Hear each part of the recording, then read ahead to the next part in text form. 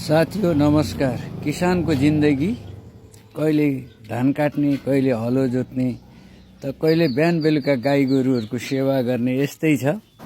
यो भर्खर ब्याएको गाई हो र यो चाहिँ मैले खोले खुवाउने डुँडो। अहिले त खोले खाइसकिहाल्यो। खोले खुवाइसके पश्चात यो चाहिँ ठुल्ठुला मान्छेहरूले स्विमिङमा प्रयोग गर्छन् क्या, बाथरुममा प्रयोग गरेर पानी जमाउने र नुहाउने गर्छन्। अब मैले चाहिँ यो चाहिँ अहिले गाईलाई खोले खुवाउने बनाएको छु है। यसको यो एउटा बाछी हो। अनि गाईको सेवा गरेर यसरी नै जीवन चल्दैछ साथीहो। कहिले कहाँ किसानको जिन्दगी भनेको यस्तै रहेछ।